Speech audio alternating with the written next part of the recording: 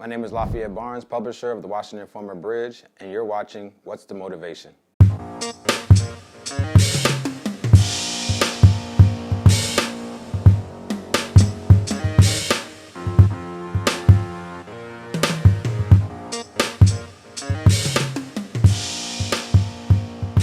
My name is Lafayette Barnes. I'm from Southeast Washington, D.C., and I'm the publisher of the Washington Informer Bridge.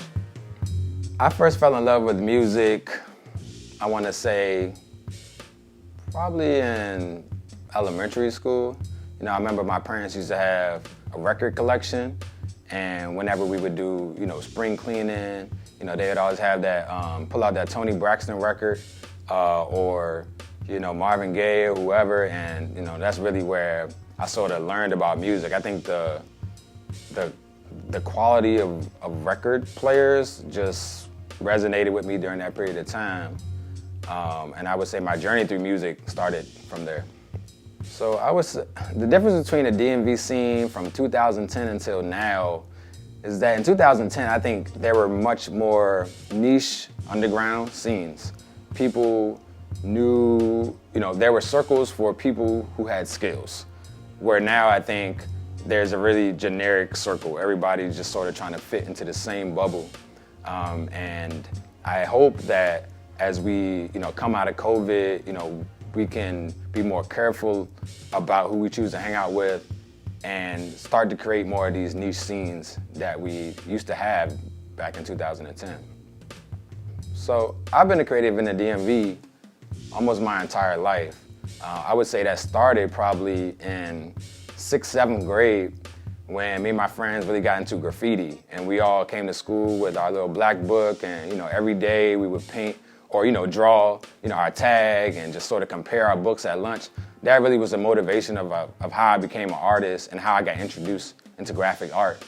My first event was working with my cousin Raja and some other DC influencers, I would say, or some people that I idolized during that period of time. So like my boy Shake, who used to work at Marvin, or Tim from Marvin, or my boy DJ Old School. We sort of came together. We started a company called Sham, which was basically an art-based event where we could have vendors and performers and DJs. And that was just a super exciting time in DC. I think it was just a lot of diversity as far as the type of culture that we were providing.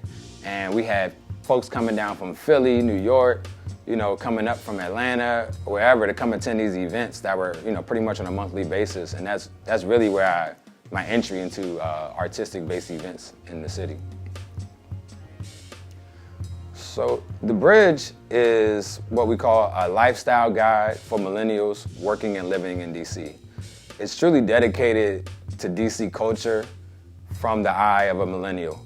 So what are we interested in? What type of restaurants do we go to? What things do we need to learn to grow, to be better citizens of the city? How do you buy a home? How do you invest in the stock market? How do you maintain your mental health? These are the issues that I think millennials are concerned with in DC. And so we try to be a guide to provide directions and create awareness about millennials who are making moves in those categories. And so that's really what I would describe as the Bridge. I guess I can go a little bit further with that too. So the Bridge is a magazine. It's a print magazine monthly. It's a website. We're launching a weekly email blast. We have podcasts. We have video shows.